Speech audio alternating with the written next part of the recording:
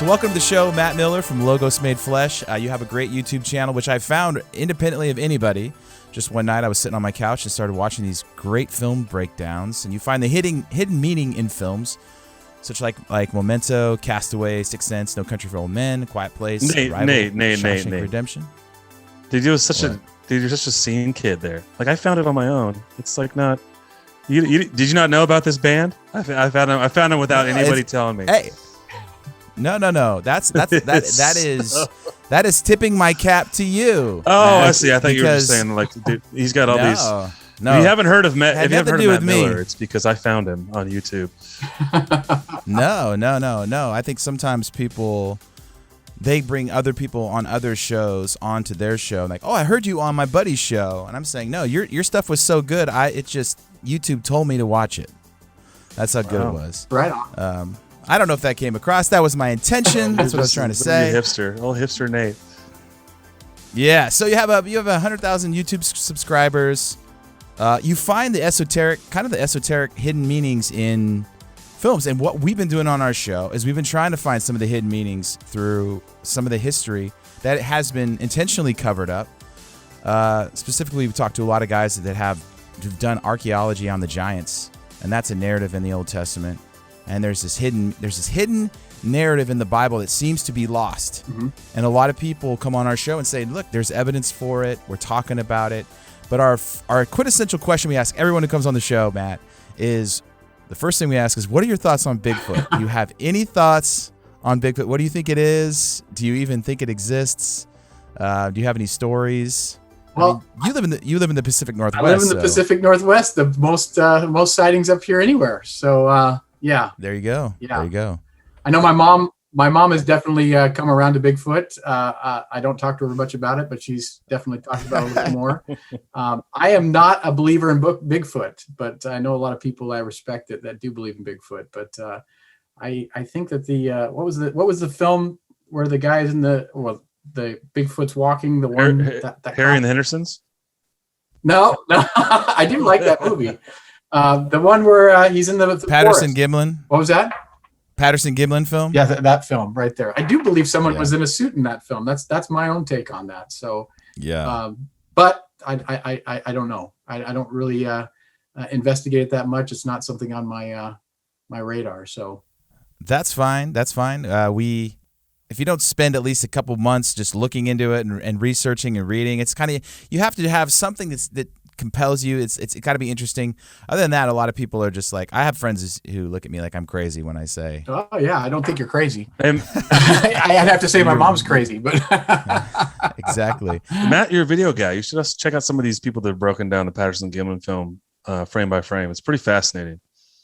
Yeah, it's worth your time just to take a look, because there's some weird stuff in there that runs contrary to being a suit. They're just the muscles and skin and it's got boobs and stuff. So I think the whole thing with the whole alien stuff being, or the UFOs, or what they're calling them now, aerial unidentified phenomena, something or other.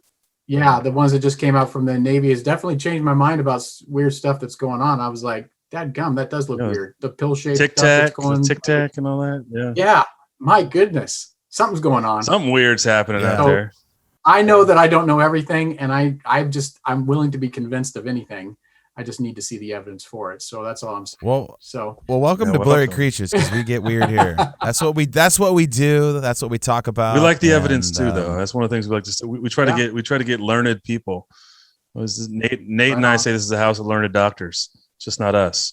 Right on. So we try to get the the people with the evidence and the qualifications to speak on the weird. And so we've got you because you're overly qualified to talk about what's going on in film. And I think it's fascinating. Oh, thank you. Yeah. Yeah. So we thought it would be great to break down some 80s films. And you said you wanted to break down E.T. and go back into the 70s too with Close Encounters. Oh, yeah. Close Encounters. Yeah, we're more 80s kids. We saw so many great films in the 80s. And I thought it'd be cool to just give our listeners, we've kind of like some cool hidden meanings in like maybe an 80s film that they'd seen and so we chose those two movies. So I honestly, it fits where we're at in the show, Luke. We're talking about UFOs and aliens and Bigfoot, and they're all related. A lot of people see Bigfoot coming out of UFOs. There's lots of weird stories that happen on our show. So again, thanks for coming on, and I don't know how to start a breakdown of a film, but I watched the film today. So good. I watched E.T. I didn't watch Close Encounters, okay. But I got at least one film down. Good. So it's fresh in my mind. Okay. So maybe we can spend a majority of our time talking about that film, just because that's the one it's fresh in my head. But so did you see anything, Nate? Let's just ask that question. Did you see something when you watched the film? So that's an interesting question. Yeah, I mean, there is this death and resurrection, obviously. And E.T. comes out in this white robe, and his heart's glowing, and you're like, okay, I see what he's doing here. Yeah. And there's this connection, and he leaves, and he's from another, he comes down into Earth heavens. and interacts from with the us. Heavens. Yeah. That's right. Yeah. So yeah, you picked it up right away. I mean, you see this movie and you're like, all of a sudden you're thinking Christian thoughts as you sit down. You're going to talk to me. You sit down and you watch ET, and you're going, I see where he's going to go with this. It's pretty obvious, right? Well, I mean, only obvious doing this podcast. I don't think I would have noticed this a year and a half ago. Okay. Like, just didn't. My mind wasn't the things that people have been talking about, the symbolism on our show of the Bible is this complete narrative, and there's so many hidden meanings there. You start to look for them. Luke and I have been really looking for them, and bringing on people who turn over more rocks, and it's just been fascinating. So it's easy to see it. I don't know. Is Spielberg Jewish? Is he Catholic? He's Jewish. Yeah, raised Jewish. Elliot. Yeah. Did you guys notice other things? Did you notice the poster for it? Have you seen the poster at all? Finger? With the finger? Oh, it's like it's Adam. It's Michelangelo's Adam. Creation of Adam. Yeah. Yeah, God and man touching fingers, that kind of stuff. And obviously E.T. can heal. The glowing heart, if you guys know Catholic imagery at all, there's the Jesus of the Sacred Heart. Yeah. It always shows his heart. I don't know, a lot of people get tattoos like that and stuff like that, but it shows his heart right through his chest. So obviously he comes out in a robe. He's resurrected. That's a great scene where he goes, he's alive. Yeah. It's so awesome, man. I love that. But still Spielberg, and here's the thing about Spielberg is Spielberg has said that it's not a Christian allegory. In fact, he didn't believe there was anything Christian about it. This is why I believe that directors and producers and things like that lie about their movies all the time. Because I'm like, it is so obvious that, and he being the artist behind everything, he knows exactly what he was doing. He's not unaware of what he was doing, and yet he doesn't want to say it. Why? Because he doesn't want to offend. He doesn't want to push off, whatever. He knows that some people will see it and some people won't, so he doesn't say anything. He allows the art to say what it says, and he backs off like, I don't know what I did. I'm like, you know exactly what you did. So I believe all. I think that relates to what you were saying before the episode started, that people can discuss the hidden meanings in films, but they can't talk about hidden meanings perhaps in the Bible because they're very locked into whatever their teacher has told them the interpretation is. Yeah. So some of these guys, and from the music world, some people didn't want to tell you what your song meant. Like, people would come to you and be like, what does that song mean? You're like, I don't want to tell you. It's whatever you think it means. Yeah. And they'd be like, what? And like, yeah, I don't want to ruin it for you. Yeah. Okay. So maybe he's doing that, right? Yes, I think songs and movies. I mean, we'll get into a bit discussion about between what constitutes a movie, where meaning is found. But songs are a little bit they're limited because they're like 4 minutes long, 4 or 5 minutes long, and obviously you get in there, you have the rhythm, you have the lyrics, and because there isn't a lot of context for a song, and it gets played in various different contexts. People put all sorts of meaning into a song that they wouldn't necessarily find or be able to put into a movie, because movies are longer. They have music, they have dialogue, they have imagery, they've got all of the things together. So they are typically more defined than even a song is, because a song can be, just like a poem can mean multiple things because it's so short. But the length of a movie definitely leads to more defining. Like if you go to for instance, if you go to an orchestra, you hear a symphony. A symphony is, just music playing. What does it mean? Well, there's no words being said. There's no, there might be a title to the song, but ultimately it's strings and percussion and, wind instruments. And you can't really interpret that in the way that you would interpret language.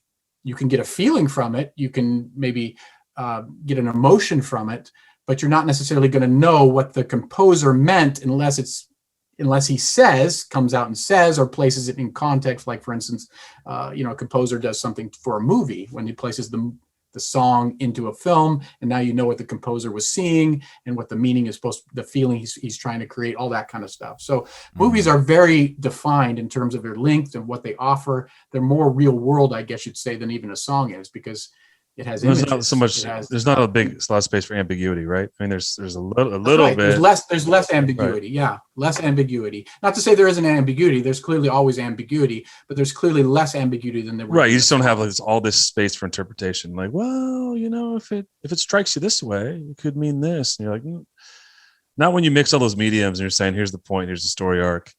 There may be, of course, there may be subliminal things and layers, but it's not. Yeah. Well, this all kind of reminds me of your title of your YouTube channel. Yeah, Logos Made Flesh. Logos Made Flesh. You know what I mean? That's kind of what you're. Yeah. Like it's like, the audio version is just this one part, but when it's like fully all together, visual, audio, you can see and hear everything. Yeah. Absolutely. Personal. Absolutely. Sorry to cut you off. No, I'll say Nate wrote a great song. The Summer Sends His Love. And what song is it? No. No, we have these inside jokes, and he's I like to bring up a couple songs Nate wrote. I didn't write that one. No, I didn't write that one. I did. Sorry, he's saying. Sorry, he sings, and I just like to give him a hard time. We'll talk about the hidden meanings in that later, Nate. Yeah, we'll do that. Sorry, Matt. That's all right. No, it's just fun to get Nate going. I'm totally out of it because we're just trying. I've got a veil over my eyes. I have no idea. If I can get Nate to turn red, then we've succeeded so far. I'm always red. He's always red. He's even more red. So tell us more about ET. What I mean. So here's the thing. I got maybe a question off the bat. Obviously, Spielberg's Jewish, and so then why the story of Christ? Is it to him is it a messy? You think it's a messianic thing where this is a story of expectation for the Jewish faith, or is it the fact that it's the greatest story ever told, and then he's just essentially just putting different, a different wineskin or whatever kind of metaphor? So it's I'm not going to say, obviously I don't see Spielberg did not write this with the intent to convert anyone. Sure, no, that's what I'm saying. But it is the story. Yeah. I mean, it's the resurrection. Yeah. It's all these different. I mean, I guess you could let you answer this, but you could fit yourself into that into the Hebrew or the Jewish, their expectation for Messiah and the prophecy. Did you guys have seen Jaws? Yeah. Right. Oh, I freaking love it. That was his first. That's his first blockbuster, right? So. But Jaws is based upon an earlier story as well. I didn't. Well, no story that might be. Oh no! Is it Jonah? Is it the Jonah and the whale? No, it's Moby Dick. Oh, you guys have read Moby Dick or know the story of Moby Dick? Yeah, long Captain time Ahab Yep. So you have a crazy captain who has a vendetta against a whale, who goes out and eventually sinks the ship, the Pequod. Basically it's the whale that takes the ship down, in essence, what Jaws does in the film. There's the second half of the film is more related to the Moby Dick than the first half is, but anyway, but the point is that there is this, films always do this. They go back and they layer meaning. You guys see Apocalypse Now? Yeah. Apocalypse Now is based upon Heart of Darkness by Joseph Conrad. So if you know the story about going up a river and going up to this place where they meet a guy named Kurtz who's crazy, and all that stuff. That's exactly, Apocalypse Now. So there's this tendency among writers and filmmakers to allude to earlier texts in order to deepen or give meaning to their story, which, like this gravitas, this kind of like, it's more than just a simple flat story. There's some kind of deeper layers of meaning. And I think Spielberg is simply taking the Christian story in E.T. and landing on that to make E.T. this kind of Jesus figure that comes down and heals Elliot, has a connection with him, and then goes back up into the sky. But this is why I believe he did it, because it's the relationship to it. The question you asked was why this story, and the answer is found in Close Encounters of the Third Kind, which was his film after Jaws. He made that after Jaws. I think 1978 it came out. But E.T. was meant as a sequel, or kind of was envisioned as a sequel to Close Encounters of a Third Kind. So they're different. The aliens are kind of different, but the imagery is similar enough to say these films should go together. They're not called part one and part two. They are two different films, but the imagery is close enough. And even Spielberg himself has said that the idea for E.T. came out of the question is, what if one of these aliens got left behind in Close Encounters of the Third Kind, which is E.T., the figure that we find in the film. And in that earlier film, and you guys didn't watch the film, but this to me is really interesting. This is what's fascinating to me, is in that earlier film, it's a reference. They all want to go to a mountain.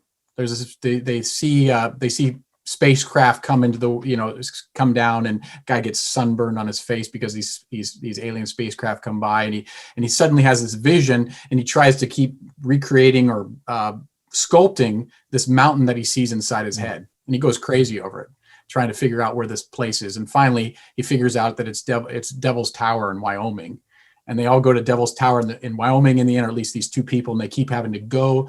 They have to leave everything behind. They got to leave their families. They got to, get past all the gatekeepers. They have to do all these obstacles getting to this mountain. And finally, at the end of this mountain, they get to this mountain and the aliens come down. But it's a gigantic ship that comes over the mountain, and it's like fire on the mountain. And there's a trumpet blast, multiple trumpet blasts. And then the angels come out, and there's an exchange between the dead who had been taken up away, and they come out, and then the new people who are going on the ship, and they get taken up into heaven. But if Spielberg's Jewish, right? And you're going, that's Moses on the mountain. That's the 10 Commandments. And in fact, the film, Close Encounters begins with you meet Richard Dreyfuss's character, and there's an argument about what movie they're going to see. And the kids say, we want to stay up, and there's the 10 Commandments is on the television. So it starts off with a reference to the 10 Commandments. And this is what you find in the end. And you have this kind of like the surrogate, this relationship about the aliens being in some sense a symbol for God and humanity's relationship to the heavens coming to earth and all that stuff. And obviously the mountain being the place where that thing takes place. So when he wants to make a sequel to this story, I mean, it's naturally you have the Old Testament. So now you have in E.T., you have the New Testament. So it just kind of makes sense. And I'm not saying, I just think it's this creativity. It's just what authors do. So I'm not necessarily saying that they're trying to endorse the story. They just know that story is at the heart of our culture and our narrative that we're doing. I mean, the stories that we tell. So it's funny is I'm at the point where I think that we get that from God. And I think God has done that with our story. Mm-hmm. And for a long time, I did have more of a mythological read of things. But the older I get and the more I dig into it, the more I find the layers that I think there's so many hidden. Because there is a story. The Nephilim story is there was a mountain, and the Watchers came down on top of that mountain, and they corrupted creation. Mm-hmm. And, there's a lot of people that talk about Devil's Tower. Mm-hmm. Being like this ancient giant tree that was chopped down by the giants. Uh-huh. So I don't know, like there's so many hidden layers here, and there's a lot of stuff that people send us now because we got into this space and people just send us links to stuff. Yeah. And what I like about it is that you get to kind of look into things that you just don't when you're in like a church setting or a pastor setting. Right. We're sort of free to be like, and Chuck and Omar and those guys send us stuff from Fire Theft Radio, and we're kind of communicating back and forth. And the podcast is a very free platform for that. So anyway, all to say is there's a lot of mountain imagery that's come up on our show. Yeah, a lot of mountain stuff, people disappearing on mountains, Bigfoot hiding in the mountains, and there's just a lot of weird stuff that happens on mountains. Yeah. So I don't know. Well, it's a place where heaven and earth meet. That's where the understanding was, symbolically in the ancient, Near East, is that, you have with pyramids, you have with, New Mexico and all that kind of stuff, high places in the Old Testament. That idea is that high places are the place where heaven and earth meet. So I guess, but if I could, talking about Genesis, 1, 2, and 3, and even Revelation. So we got the bookends of the Bible. And I know you guys are heavily focused on Genesis 1 through 11 and stuff like that. Obviously, with the Nephilim, Genesis 6, and the sons of God, daughters of men. Could I guess my place where I'm at is that I tend to talk to people who don't think the Bible's real at all. So my conversation is, I try to say, well, let's look at this story again. And I don't necessarily look at it from let's look at it as a true story, in sense of saying that these things are actually real, for instance, Bigfoot being real or something like that. But rather, what were these things? Jordan, you guys hear Jordan Peterson at all? You guys know Jordan Peterson? Yeah. So kind of in that vein, I'm not Carl Jung. I'm not necessarily Jungian or who's the other, Joseph Campbell or something like that. I'm not in that vein a little bit. There's some differences, but I would say if we could read the first 3 chapters of Genesis, they make a lot of sense when you start to look at what is being done narratively, that we just completely miss in what the story is being told. So I just want to highlight this to you, is that basically God gives the people a land and he gives them a law, and they break the law and are ejected from the land. Does that sound familiar to you? That's the story of Israel. Right. So I thought we were talking about, I was trying to think of a movie. I was like, let me think of this movie. So these first 3 chapters, just like a movie, like if you saw my Mad Max video, my movie of Mad Max, is that opening scene with Max standing by his car and him crushing the serpent's head, or at least that little lizard's head, that's movies do this all the time. Stories do this all the time. That first key image is important for understanding everything that's going to follow. And you don't understand that until you get to the end of the story and you go, oh, I understand what they were saying at the very beginning. Right? They start giving you the clues. Absolutely. Because if you watch the Sixth Sense again, you're like, oh yeah, dude, he's totally dead the whole time. Sorry, I want to ruin that. Right. You had how many years? 20 years to watch that movie. If I ruined it for you, that's too bad. Or the fact that movie starts with a light bulb turning on. Yeah. Slowly turning on over 10 seconds. Well, by the end of the film, what's that light bulb mean? It's the revelation you get in the end. Yeah. Light bulb turning on over your head. That's the meaning of that image. And you just don't realize it until you go back to the very beginning. Yeah, I love that. I love that breakdown of Sixth Sense. He said, at the end, he doesn't realize he's dead, but then the audience doesn't realize he's dead as well the whole time. Right.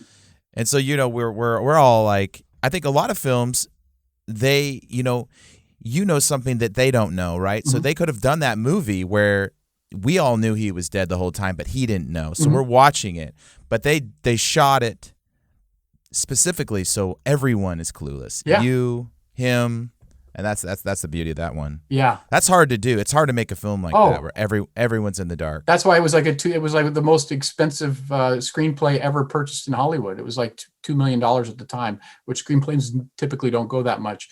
And it was, Disney put it on the back burner, but it was a breakout hit. People hadn't.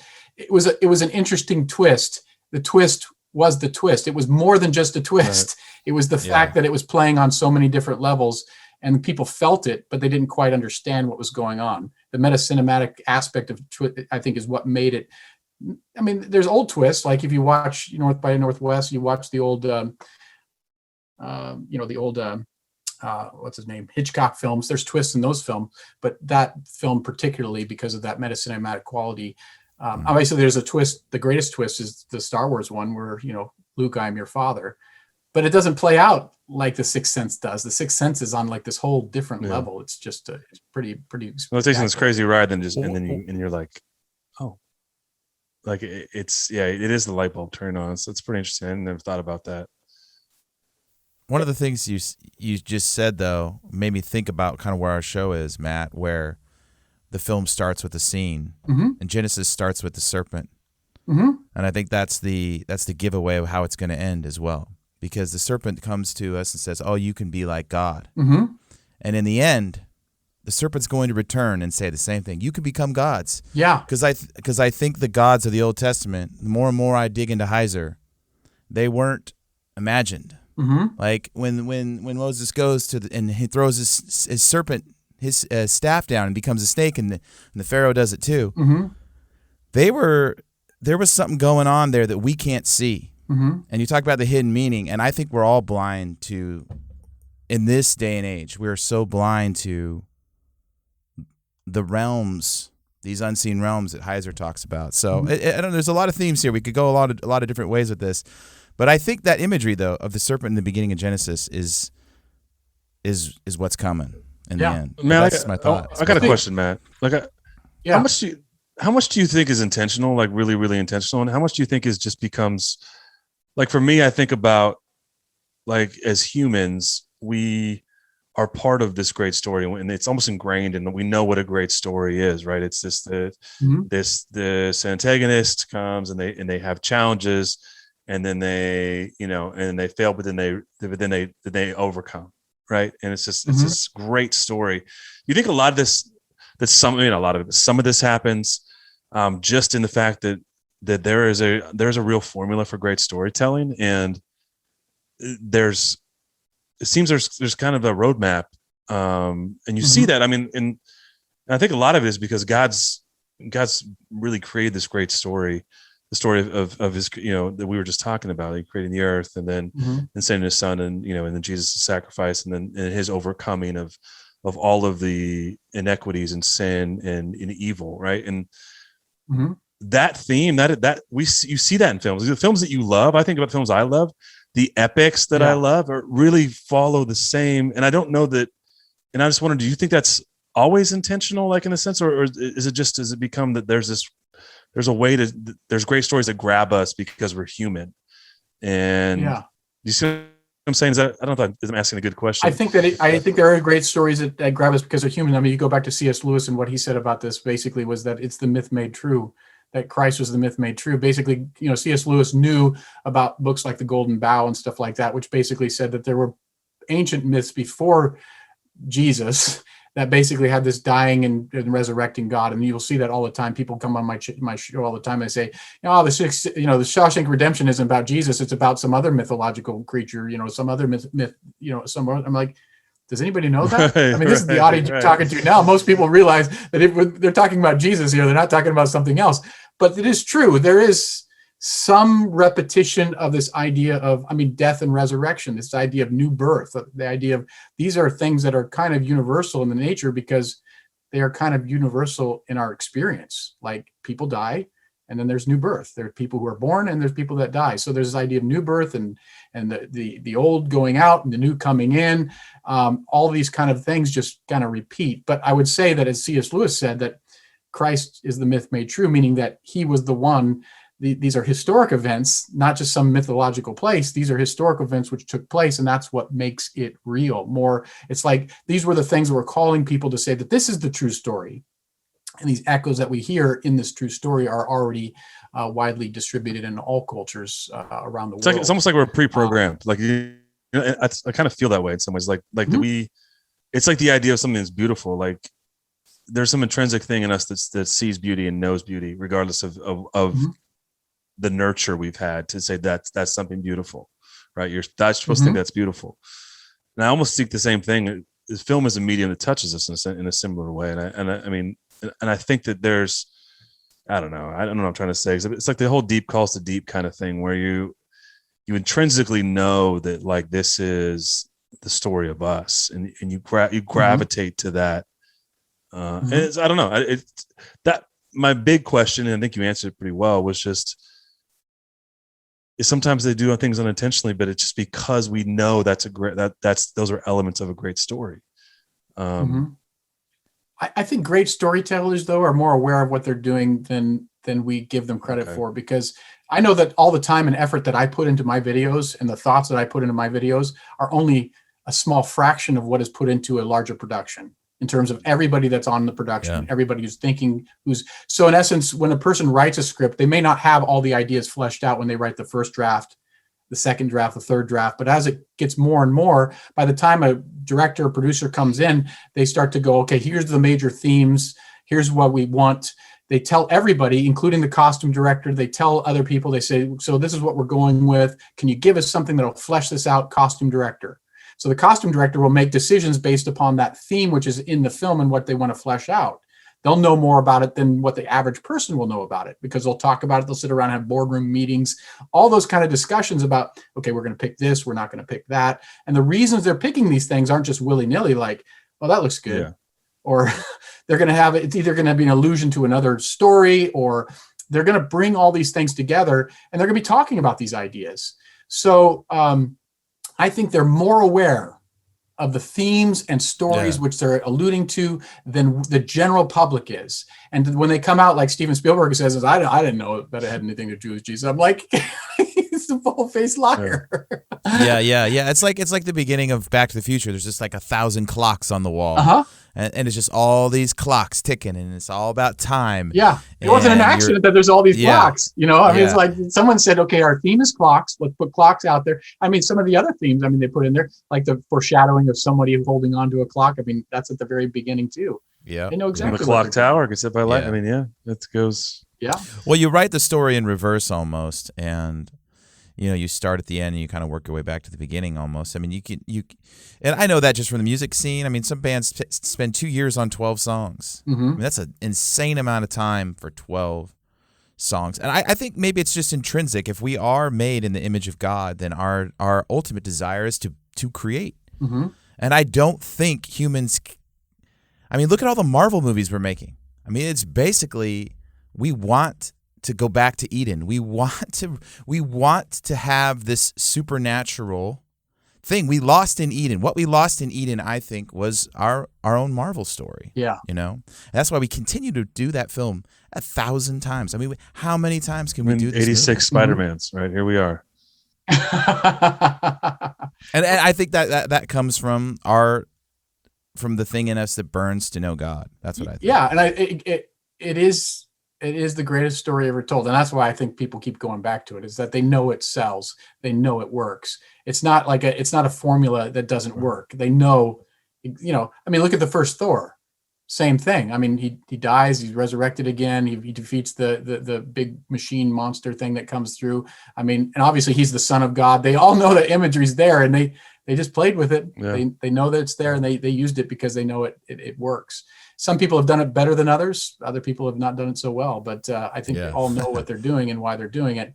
And at night, like I said, I don't necessarily think that it's because they want to convert people. But at the same time, I do believe that in their giving credence to the story, they're also calling people back to the story, saying there is something about this story which is life-changing, powerful, all that kind of stuff that you can definitely get something from it. So I think it's a great place to start with talking to people, is like, why do they keep coming back to this story? It's because it seems real. Like you said, Luke, you know, it seems like it's the greatest story. Matt, I want to go back to ET real quick. I got a couple questions. Are there any like nuanced stuff that you saw that maybe we would have missed on a more of a micro level, or some Easter eggs and stuff that exists in that film that if I were to go rewatch it, it'd be like, oh man, that's well, like, I mean, they had they do the whole thing about reading from Peter Pan. And in Peter Pan, they fly with pixie dust, and there's the Lost Boys. So this is about a group of boys and things like that. So, I mean, that's some of the Easter eggs that I saw when I was watching it, but I was mainly just focused on the Jesus aspect. So is the bike the donkey? Is that what's taking him through on Palm Sunday? Well, I wouldn't go quite that far, but I you know. I definitely. What about Elliot and E.T.'s relationship specifically? They are kind of synchronized. Is there anything there that you think? Well, I think that they tried to. The original title of the story was A Boy's Life, and it kind of leads to the impression that this might be an imaginary creature, imaginary friend kind of thing. They're definitely linked. So they just wanted to create some kind of magical, mystical relationship between these two guys. And also you want to do, E.T. doesn't speak, so you have to kind of have this relationship. And so he does it something even more because he's alien, and you want to create something even more. I'm not sure if there's anything more to it than that, but that seems to be, what it entailed. I'll give you some Easter eggs though. If you guys had watched the end of Raiders of the Lost, Close Encounters of the Third Kind, it ends on a mountain, and there's a scene with government agencies kind of doing, there's guys in lab coats and white coats, and they've got this whole thing set up, and it's eerily similar to Raiders of the Lost Ark. On top of the mountain. And in the Close Encounters of the Third Kind, it's a benevolent encounter with God. It's a benevolent action where God comes down and releases people, and people go up, and it's like this really like awe-inspiring thing. And in Raiders of the Lost Ark, it's the same scene on the mountain on Sinai where they open up the Ark of the Covenant and God's judgment comes down. So it's like these kind of polar opposites in terms of this experience. Everybody's faces everyone gets their face melted. What was that? It kind of reminds me of everyone gets their face melted. Yes.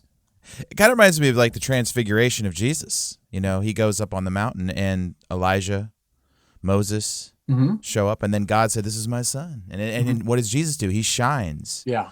So there are these mountaintop experiences that are. I don't know. There's so much mountain symbolism. What do you think about this might be a little bit out of your wheelhouse, but you were saying this a little bit earlier. Before we got started recording, that the UFO stuff's coming out, and here are the movies. You think they're foreshadowing something they're going to tell us? Because I think movies are prepping the population for nefarious reasons too. I don't think it's just artists making films. They're communicating their message. They know stuff. Yeah. Like, there's weird symbolism and messages even in films like Zoolander, where it sounds like MK Ultra. And we hear about, you know what I'm saying? Relax, and then relax. it's a comedy, yeah. But it's talking about something that people who dig into this stuff go, no, this is what the government's doing to people. Like, yeah. So what do you think about that? Do you think that they're just randomly making films because they're artsy, or they're trying to tell us something? No, film is propaganda. It always has been, and it always will be. It's just any type of story that you tell is propaganda, because you take something and basically say, this is perspective, I'm taking it, and you get people to believe one way and then and not believe another way. It's the whole point of storytelling, because you put people into a perspective and change their perspective. And I think definitely the whole counter perspective of like Wicked and Maleficent, all the idea of taking the bad character and making them the good guy and reversing everything, which is an interesting way of telling a story. Like, oh, let's just do something different. We've heard this story 10,000 times. Well, the problem is that what you're doing is you're saying that nobody's really evil.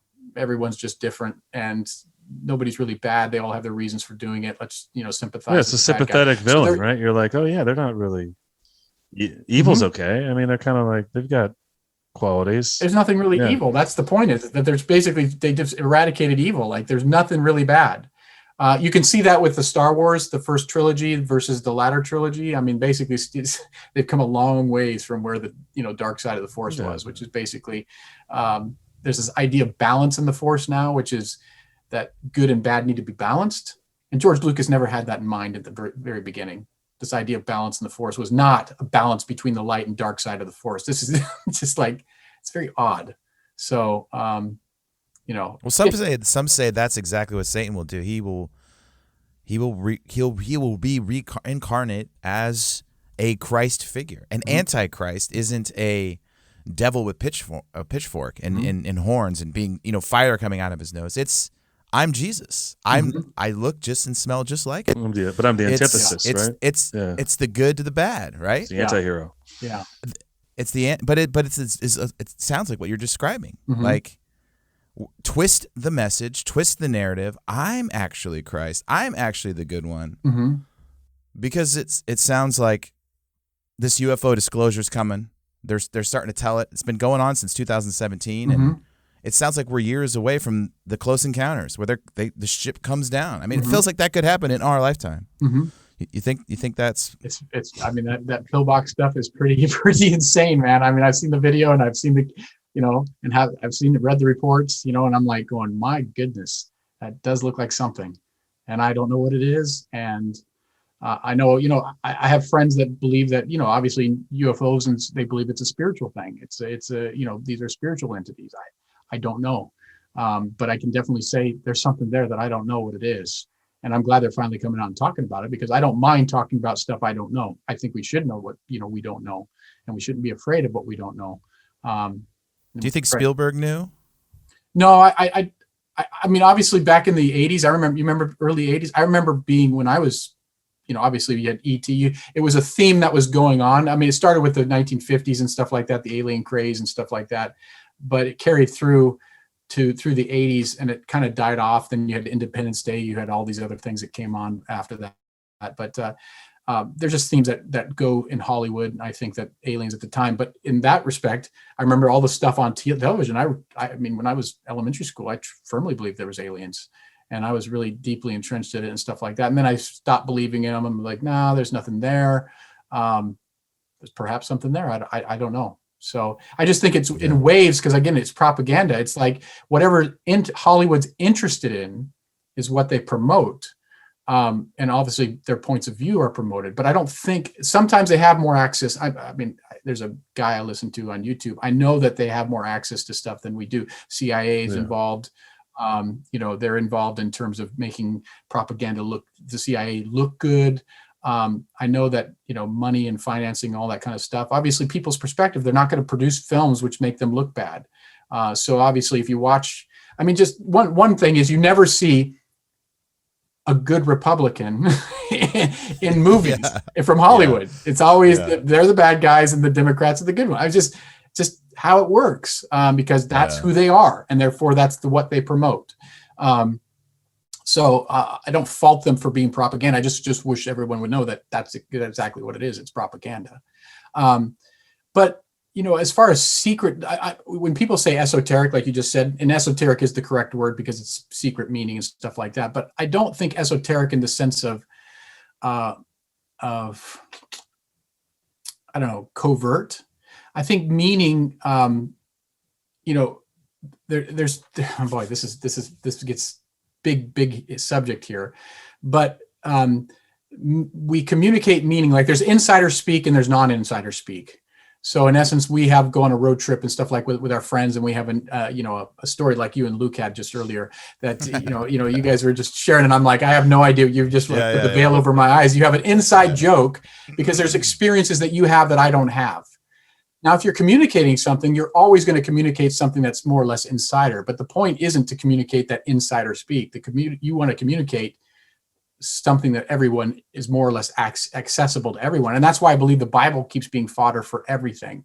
The Bible keeps being fodder for these types of stories, because more or less that's the most common touchstone that everybody gravitates to. Most people have read the Bible, know the Bible stories to some general extent. I'm not saying it used to be much stronger than it is today. Back when E.T. was made, it was much stronger than it is today. But if you get rid of the Bible, there really isn't any singular story that people know. And so they, like maybe like with Ex Machina, the reference to Alice through the looking glass. I mean, those type of stories might be the touchstone now. The Bible's still in Ex Machina, but then you also refer to a different story which everybody is gravitating to. So in terms of esoteric speak and insider knowledge, I don't think people are communicating to the general public things that they aren't aware of. They might wink and a nod to stuff they are aware of, but they're not giving over, like, let's just say some people think of movies satanic, for instance. And if there's some secret esoteric handshake that's going on in a film, which is possible, like Carol Burnett used to do this to her, to signal to her mom that I'm thinking about you on her show. Did you guys know that? Mm-mm. Carol Burnett's show, she used to do that to her ear. And that was her clue to her mom that I'm saying hi to you. There's definitely Masonic handshakes and stuff. Yeah. Yeah, but at the same time, I mean, that's not going to affect me. That's just your insight. Like, this doesn't affect me at all because I have no idea what that is. That's simply Carol Burnett grabbing her earlobe, and that's a message that her mom knows. Now, so there could be these kind of esoteric handshakes and stuff like that between Hollywood producers and their own, satanic cult or Jeffrey Epstein, whatever they've got going on. I have no idea.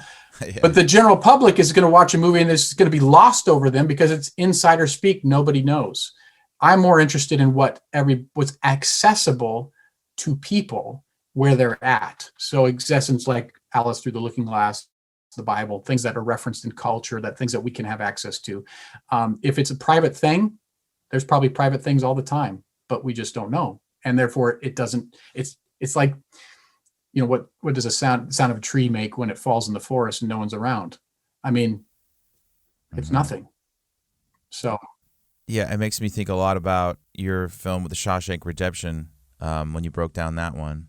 You basically says this is one of the greatest Christian movies ever made. Mm-hmm. And that was probably my favorite one you did because that movie is just so good in general. It was a huge flop when it came out. People don't know that.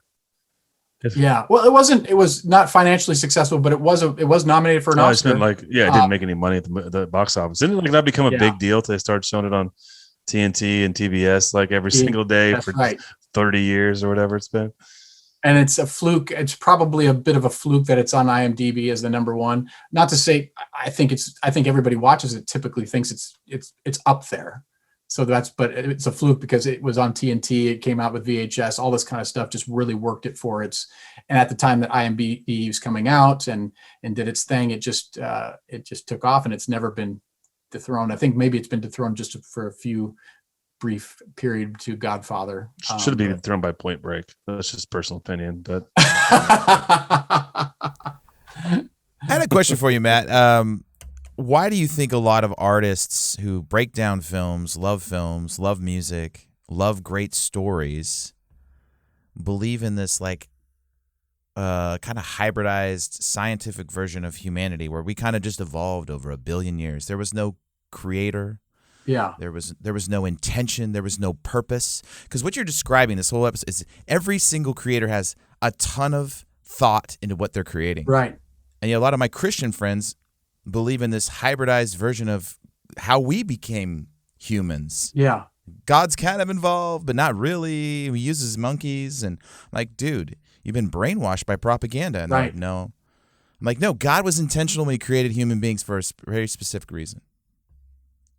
We might not know what that is, but, It breaks down even simpler than that. Basically, how can you believe in meaning and communicate something that's meaningful and then ultimately deny that there's meaning in the universe? There you go. That is basically self-defeating. You're sawing off the branch you're standing on. So creators who write stories that are meaningful and ultimately deny that there's meaning in the universe, you're like, what is that? I mean, exactly. That's just, right away. But there are authors, like, for instance, I'm going to draw a blank on his name. Odd Thomas. You guys know the author of Odd Thomas? I'm trying to think of his name. Man. Anyway, but our fact checker, we haven't hired him yet. He's coming. Yeah. It's gonna be Nate's son. He's got to learn how to spell first. Yeah, exactly. But even Stephen King believes in God. So people always say he's an atheist or an agnostic, and no, he said he believes in God. So those type of things are, while they might not be specifically Christian in their orientation or anything like that, I think a lot of writers do. I just don't think you could deny it. This is my thing with No Country for Old Men. It's one of the things. It's like, call it. The point is that you can't say that there isn't meaning in the universe. You have to call for meaning in the universe. To say otherwise is to die. I mean, it's simply just to say there's nothing worth living for. So we do believe by nature, and therefore I don't care if it is real or not. I mean, that's the point that we can push that question off for the moment. But the fact is, you can't deny that you must believe in it in order to live. That's what I believe. And I believe that anybody who says otherwise is dishonest about, is at bottom dishonest about the nature of what they truly believe. So like the nihilists in The Big Lebowski, they believe in nothing. Yeah, I can't even do it. We believe in nothing. This Well, this is why I like guys like Mike Heiser, because in Reversing Hermon, he talks about this foreshadowing that on Mount Hermon, where these angels descended and corrupted creation, is the same mountain that Jesus goes when he transfigures. He goes back to the same mountain, and then he does, it's the symbolism. This is where you defiled my creation. This is where I'm going to save it and rescue it and reclaim it. And the Bible, that's what changed my view of the Bible from whoa, there's all this spiritual symbolism happening in the physical. I'm just blind. I can't see it. Because no one's trained me to see the hidden meaning in this story. Yeah, and I don't even know if it's hidden, Nate. It's the idea that it would have made perfect sense to a first century Jew or to a first temple Jew. Yeah, it's that we are so far removed from that and reading our Bibles in English. That you don't realize too that Jesus took his disciples to Mount Hermon, and then he said, "On this rock is going to build my church," and the gates of hell, which is an actual thing, is right there, and there's a the throne of Satan is right there on that mountain as well, which is a temple of Zeus, and there's the Peneus worship there. And you're like, man, we don't know that because we don't know that. It would have made sense to a first temple, or a Hebrew or a first temple Jew, but then you're like, there's all these the Catholics. The Catholics thought the rock was Peter, right? And you're like, no, this is what he's. No, it's the location. Like Jesus is like dropping like a challenge, and here it is. I'm built right here. Is right on this spot. This is where I'm building it. Like, you think you own this piece of land? And I think that kind of stuff is crazy, because I think you're right, Nate. There's a lot of the layeredness of the Bible in those stories. I think gets lost. But I think the bigger picture is that there's just so rich, man. There's such a richness to the biblical narrative. I mean, Mike Heiser, we talk about Heiser. He said he could spend the rest of his life in the first 12 chapters of Genesis, and he'd never run out of things to talk about or think about. Yeah. And I think it's rich. I love teaching and talking about those first 12 chapters. I mean, I think they're, and obviously the Book of Revelation too. Two of my favorite portions to read. It's heavy. You like the heavy stuff. Encapsulate everything. Yeah. Very important. Very significant. I was going to say something, but I can't remember what I was going to say. We're talking about Pan. Oh, in terms of you said the hidden meaning is like you just said that I don't think it's really hidden, and that's correct. But the point is that if you're a child, I love to use this example because people often says, there's nothing hidden about that. Like they say the Shawshank Redemption, for instance, it's just what it is. Well, how do you know what it is? Right. Exactly. How do you know what it is? And the point is that when you were a kid and you watched movies, what didn't you see in movies that you see now? Sexual innuendo. Yeah. When you were a kid, you watch these movies and they just, you didn't even see it, but you come back and watch it when you're an adult and you're like, oh my gosh, this is a little bit more risque than I thought it was ever going to be. And that's because your experience changed. Something in your experience keyed you in to the thing that you hadn't seen before. And that's the issue of language. It's the issue of culture. So an awareness, an experience, becoming more aware of cultural references, of stories, of all these kind of things, the more we learn and acquire this stuff, the more we're aware of it as we interact with the larger culture. That's why I really encourage people to read stories, become aware, become just a sponge for all sorts of different stories that you see. You just brought up the question of the issue of something you've seen that you didn't see before. But Jesus is meeting the Samaritan woman by the pool of the pool in Samaria. It's named. It's by the plot of ground that Jacob gave to his son Joseph. That's what it says in Genesis 4. In John 4. The first time there's only mentioned 3 times in the Old Testament, and the first time that place is mentioned, it's where the Dinah, the daughter of Jacob, goes out and is raped by Shechem, and he says, I want to marry her, and the sons of Jacob come to him and said, well, you can't marry us. We're circumcised. You're not circumcised. And he said, we'll get circumcised. So they all get circumcised. And then I think it's Simeon and Levi go in there and kill everybody on the 3rd day. That's the place where Jesus sits down with the woman by the well of water. And we don't know that because we're unaware of the biblical reference. We just simply pass over information that we weren't aware of. But as we become aware of it, we're like, well, why is that significant? Is that important to the story that that John is telling us in this chapter? So encourage you to sponge up all that information, because then all of a sudden it becomes, you'll see what the significance and start to see the hidden meaning in all these films. Like E.T., you might have watched the first time and were not aware of anything, but now the context in this, you're all of a sudden aware, oh yeah, this is a reference to Jesus. I mean, clearly. Well, yeah. Yeah, it reminds me of kind of like what you were saying earlier about Slumdog Millionaire, like all of his personal experiences help him win that, win at the end, because he had a personal experience with every question. Mm-hmm. And I think as you get older, your experience grows and you can see more of it. Mm-hmm. And, I grew up in Christian school. I debated a lot of this stuff as a young kid, but it wasn't till I started hearing people basically in tears telling stories about seeing things that shouldn't exist. And you're just like, man, what is going on? Mm-hmm. Like, what else do I not know? And how does this half man, half monkey creature in the woods fit into the Bible? Like, it has to some way, or this whole paradigm is fake and it's going to fall apart. Mm-hmm. And then you start digging into Genesis 6 and you're like, wait, all flesh was corrupted. What does that mean? Mm-hmm. And then there's satyrs and fawns and all kinds of weird chimerical creatures in the Old Testament. Mm-hmm. Do you think mythology just springs out of our good storytelling, or mythology comes from truth?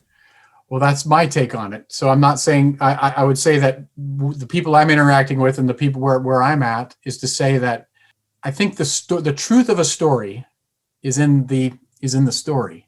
It's not necessarily in the factual actual occurrence. So, for instance, in the Genesis story and how it unfolds in the first 3 chapters of Genesis, it relays out truth, and it doesn't necessarily. It could be poetry, it could be mythology, and it would still be communicating the same thing that it needs to communicate for the Bible to be what the Bible is.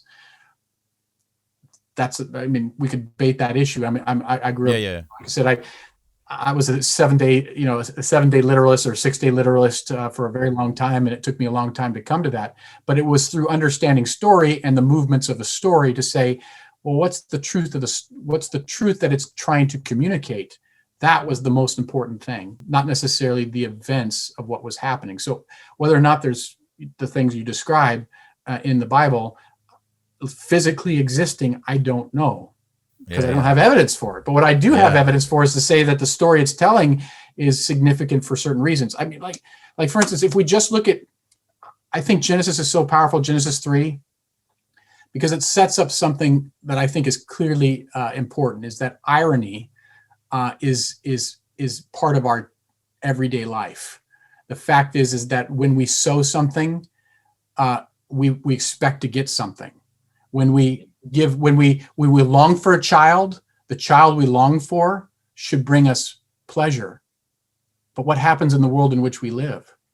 That child's going to bring you pain. Not just in the bearing of the child, not just in the delivery. That's where we limit it. It's not just in the delivery. It's the fact that every action could lead you pain. The stubbing of their toe, the getting bit by a snake and dying, the whatever it is, that child which was supposed to bring you be a blessing has now given you gray hairs. See, that's the thing. It's the blessing and curse mixed up. So it's a blessing, but the curse is mixed up in the blessing. You can't be undone. It can't be removed.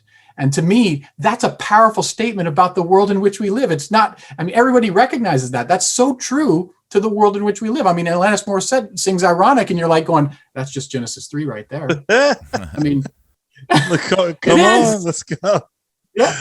Yeah, I love. We're an '80s show. We're not an '90s show. This is probably best back to junior high. It's just like, isn't it ironic? Yeah. You gotta throw out some like Michael Jackson song or something. Yeah. Man in the Mirror. I don't know. See, I think I've come to like a both and. Mm-hmm. Like I think there is like I do think there's. That's the weird thing about the Bible. It could have literally happened, and also absolutely have even multiple, like the story of when Joseph is thrown into prison with the cupbearer and the baker. Mm-hmm. I believe he was thrown into a prison. Mm-hmm. Who is he with? He's with someone who symbolizes the bread and somebody who symbolizes the blood. Wow. And one is resurrected 3 days later, and the other is hung on a tree 3 days later. Wow. Those are the two dreams, That's right? good. That physically happened. That story I believe that story actually happened. Yeah. But it also symbolizes Christ and what he's going to do. Yeah. And the bread and the wine. So that story to me is like that's what I think the Bible has become to me now. Is I believe most of the stories actually happened, but I also believe they have generational truths wrapped into them. They all point to Jesus. I say this about they all point to Jesus. I say this. Go ahead. I say this about Abraham Lincoln. So we know something that factually occurred, that the Civil War ended on Palm Sunday, 1865, and Abraham Lincoln was assassinated on Good Friday, 5 days later. I mean, and what he did, his death and what he brought about was deliverance and freedom from slavery for a vast majority of population in our nation. Wow. I mean, that was true. Those are true statements, which you can't go, well, you go, okay. Someone later on would go, well, that's too coincidental. That's too symbolic. We have to eradicate the truth of what it said for the symbolism. So I don't believe symbolism necessarily eradicates the truth of what occurred. All I'm saying is that I'd like to emphasize the truth of what occurred, which is the symbolism, and rather than dealing with whether or not you have to believe this or not, because I know so many people, it's a stumbling block to too many people right now to say, well, I don't believe that. So there's people who your audience is a particular audience who's interested in these kind of things. There's a lot of people who aren't interested and are turned off. Obviously, you've talked to them who would say, I don't want to have anything to do with that because of, it's just a barrier for them. Well, don't jump over that barrier. Let's go to what you can believe. And that's why my invitation is, let's go to movies. Let's go to story. Let's go to what's true. Let's talk about what's true to your life and how it applies to your life rather than these other things. Not to say that it's, I'm not at all to say, one way or the other, but my point is that that's where I'm at. That's where Logos Made Flesh is at. No, I love it because we say Bigfoot is the gateway drug into starting to understand all things weird. And I think for you, film is the gateway drug to understanding the story of Christ. That's right. And I think that, everyone's got to start their journey somewhere. And for some people, they go out in the woods, they see this creature, and then they completely deconstruct because they see something that shouldn't exist that everyone said was on the tabloids, and they don't want to talk about it, just like this guy. And it ruins their life for a lot of people because they fall apart. They have PTSD from it almost because it's such a traumatic experience. Whatever they see, or UFO, or there's also kinds of interesting things, but. So that can happen to you, and then you listen to a podcast like this, or you're not open to Christ, you're not open to any of these things, and then you start someone relates something to you, and then you start to go, whoa, there's more here, and it's like you take little steps, and eventually you can handle the meat and potatoes. So anyway, we're creatures focused. We had to go back to the Nephilim stuff, so that's kind of just that's just. And I think that's great because what I'm saying is there's a vast majority of people, a population out there, which you guys are connecting to, that have no barrier with that. That's, in fact, the barrier would be that no one's talking about this, and that you're talking about it. That's, you're allowing for them to come and talk to you guys, and you're sharing, and that's an invitation for them. I think it's great. So I'm not saying one way or the other. I'm just saying where I'm at. So, and I feel like we're touching on two different audiences, which is really great. We're just like ET's finger, and we've come full circle. Yeah, no, I understand because I was very, man, I had so much, I don't know. I grew up in a Southern Baptist church, so I was like, man, I couldn't even see a Bible verse on Facebook for years because I was just like, these types of people, So I understand. I guess my last question is like, so if the aliens come down, if ET happens, then what? What do you think? What do you feel? How does that change your thoughts? Do you think it's part of a bigger deception? They planned it. They put this propaganda in our minds for 40 years. They made all these movies, and then in 5 years, comes down, something comes out of it. Randy Quaid saves us. That's exactly. I did call Randy Quaid, by the way. I tried to get him on our show, but that's another side point. I did leave a message on his phone. What do you think? How does that fit into the Bible story? How does that change your thoughts? because then everything becomes physical. Then it's no longer, it's like, oh, the story is here. The story is flesh, made flesh. You know what I mean? Here, I can see him. He's looking at me. Well, I think that, there was a time when nobody knew about North America or South America. Basically, there was just Europe and Asia. There was no Australia. And all of a sudden, bam, you got millions of people that nobody knew about 1,500 years after Christ. I mean, so basically, that was a wake-up call that people didn't know about. I think that it would just increase the story. I mean, we'd have to look. I mean, there's a way of just looking at it and going, boy, this is the evidence. Let's go in line with the evidence. Here's what we have. Here's what we have, the Bible, and the story is going to have to be worked out. I believe we do that all the time in our identities, how we grow up, because when we grow up, we have different beliefs about the world that we have to eradicate, throw out. Some things we accept, some things we adopt, and we're doing that constantly all the time. I don't believe it's a game changer. It's a game changer. I don't believe it's a deal breaker. I don't believe it destroys everything. And that's where I think some people would deconstruct. They would say, well, I just can't accept that. Well, I mean, why couldn't you accept it? I mean, if God's God of the universe, then he created aliens. I have no problem with it. My dad said that for years. He always asked people, you believe in aliens? He said, what do you think angels are? Yep. I mean, it's like, what are we? They're not born on planet Earth. Maybe they're just spiritual beings. They're extra terrestrial. They're truth is God's truth. All truth is God's truth. I believe that. I've always believed that.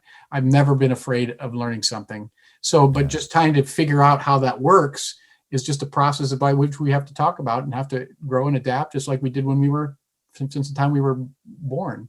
And by the way, I'm raised Pentecostal. I speak in tongues. So if you want to talk about weirdness, I mean, I'm used to weirdness. So it's been something part of me for a long time. And I think I probably gravitated more to this, trying to be less weird. Well, I was gonna mention you've been handling that snake the whole time. It was just a little strange, man. never lived in Appalachia, but that's craziness. It's hard. We understand that. I mean, I think Luke and I have heard a lot of wild stuff on our show. Yeah, we have. And if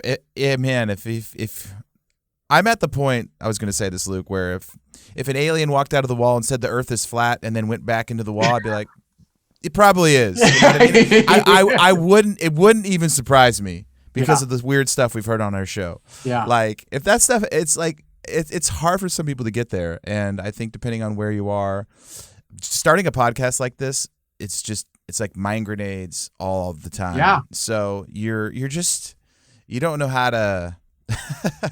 It's like you don't know how to process it. Luckily, we have a pretty cool community. We can message. We have a group, and we just like, "What do you guys think about this?" And they're all like, "Just keep going. We love the weird. Just make it weirder. Yeah. Keep going." Yeah. But we understand that our flavor isn't for everybody, and but I don't know. I think with the alien thing, I want to talk about ET a little bit. That last question was because I think there's a coming deception. I think they're going to tell us they're good and they're not good. You know what I'm saying? Like I think that's coming. I think that twist that we talked about in the middle of the episode. So that's why I think it's important to me because I think there's a coming deception because you see it.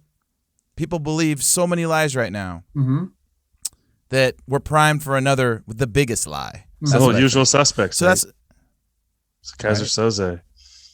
Kaiser Soze. Yeah. Man. So that's why I feel like I get a little fundamentalist about it because I think, man, we're something big's coming. It just feels. So that's why we talk about it because I don't know. I don't want people to be deceived by that, but that's just me. I think that where I've been is like, I haven't wanted to be deceived. I think my biggest thing is that while I'm Pentecostal, I'm very far, emotional, spiritual, speaking in tongues, all that stuff. I'm also I've always been very evidentiary based. So it's like, and this is pulled in two opposite different directions. And I've been pulled and so from my perspective, trying to learn and show myself to be reasonable has been a really big priority for me, and not creating barriers for people to accept Christ or anything like that. So I don't know if there's a coming deception. I know we're deceived all the time by all sorts of different things. I mean, we have evidence in Jeffrey Epstein and the people who've been to his island, all that kind of stuff is going on behind the scenes. I mean, it's clear. So it's pretty clear that people were not saying that there were aliens when they knew that there were aliens from the new government report that just came out. People were saying, I'm not going to ruin my career by saying this. Well, now the evidence is failed. Please come out and talk about it because, it's out there. So that's good information. I believe in a world of open and free information, and I think we need to have information, but I also believe we need to study to show ourselves approved. We need to know and dig into stuff. And I'm glad you guys are digging into stuff where you guys are. Well, thanks, Matt. Yeah, Matt. Thanks. And tell everybody where they can find your work and your YouTube channel, and give yourself a little plug here, so where we can find you online. Well, I'm primarily on YouTube. Logos Made Flesh is my channel name, and you probably find the videos there. You've maybe seen them. But I also have a website, a blog that I've maintained for years and years and years, which may be less exciting, but to some people. But it's logosmadeflesh.com, I just write different thoughts about the Bible, culture, movies, basically whatever fancies me at the moment. It's nothing specific, but what's the next breakdown? What's the next film breakdown? I'm doing the third part, Castaway. I'm working on it today. I've got about 11 minutes. It's probably going to be my longest. I imagine it's going to probably be over 20 minutes. Oh wow! It's a big one, but it's a third part to the basically Memento, Arrival, and Castaway, which is about the problem of evil. Basically the answer to the problem of evil, which I think Castaway is wrestling with in a way that most people don't see. It's all about God. Excited to see that. That's awesome. So. Yeah, I'm excited about it. It's been a rough year trying to come up with stuff. I still have a part 2 I'm supposed to make for a whole series I'm going to do on interpretation, which I haven't got to. But the Castaway things have been on my plate, and I just really want to get off my plate because it's been birthed in me since I basically started the channel. It's a hard one to work with because I'm just trying to prove to people what is there, but it's hard to show. So yeah, I was gonna say, where's your breakdown of the actual Tree of Life movie? Have you seen that one? I have. I like that. That was heavy. That's a heavy movie. I was like, I don't know how you break down that movie though. That's just it's so heavy. When you do Point Break, I'm ready because the dead presidents are surfers, and so I need to figure out how that fits into the gospel message. Yeah, I'll tell you this though. I mean, when you break down the Goonies, we're there. We're here. Fast and the Furious is just a remake of Point Break. I mean, you can see it in watching the first one. Point Break is the worst movie of all time, and everything else is just bad copy. And, and since Swayze's gone, we'll never have that magic again. It's unfortunate. Yeah. And I'm glad you haven't broke down the Matrix because everyone else has. So. That's what I'm saying. It's just too overdone. People ask me all the time. I'm like, why if I do what's been done? Every pastor in every town has broken down. I would also like to put in, if you would like to do Roadhouse, I'd be a willing person to watch. This is as an 80s movie. That's one of my also a Swayze movie. You're a big Swayze fan. What about Dirty Dancing? No, we're not going that far. No. You can't put Baby in a corner. It's Baby in the corner. Did you like the made-for-TV series, North and South? No, I didn't. I just like Point Break and Roadhouse. All right, can I have those? I can never have nice things, Nate. Oh, come on! What about Red Dawn? I do love Red Dawn. Yeah. You're right about that one. There you go. There you go. Oh, man. The remake was terrible. You're getting me with these Swayze movies now. And Outsiders? Yeah. No, not as much. No. I think that might be the end of my Swayze love right there. Besides when he went on SNL with Chris Farley and they did the Chippendales skit. Oh, classic. But Chippendales. But other than that, it's it's so sexy. Watching. Dude, I just dude. So what about 80s TV shows? Did any of those? You like the Wonder Years or anything like that? Dude, Wonder Years is awesome. Amazing Stories, which was Spielberg as well, is awesome. Yeah. I'm a huge Unsolved Mysteries. Yes. I love Unsolved Mysteries. I still get that guy's voice as a kid. I was like, this is nightmare fuel. Oh, dude. They try to keep it going, and it just doesn't work without his voice. They tried on Netflix. There's like a whole, and I'm like, this is dumb. Yeah. I almost broke my leg because of that. We had an automatic dishwasher. My mom and my sister and I stayed up watching Unsolved Mysteries. And I'm walking up the stairs, and my sister and my mom are like, I don't want to go to bed. And I'm like, what? And my sister thought she heard something, and then the dishwasher goes off. And my sister screams, and I fell down the stairs, and I almost broke my leg because of that damn show. Just that show was terrifying. Yeah. I remember just being like, I love watching. I watch it in reruns, man. I just love it. Just the music, creepiness. Dude, little Nate breaking his leg because Unsolved Mysteries. Dude, my sister screamed and like because the dishwasher went off. It was like we were all quiet, and then all of a sudden, and I was like, oh my god! It was the '80s were a golden time. We break down the films. We appreciate you coming on. And thank you. Yeah. I appreciate you having me. Thank you guys. I really do, and I hope I was enlightening for you guys. I know we talked. That was great. It wasn't quite about ET and all that stuff, but as much as it probably could have been. But no, we love it. I think. ET was just a catalyst to a great conversation. We appreciate it, man. There's so many. We're just having conversations with people, trying to figure it out, trying to make sense of some of the hidden meanings. Yeah. That we don't see. Trying to keep. I love it, and I love the channel. The beard's alive as well. So yeah. I got to grow a beard like you guys. I had one, and then I'm a firefighter, so it doesn't really work with the sealing with your mask. You can have a mustache though. Come on now. Yeah, I know a curly one. I have friends that have it. So.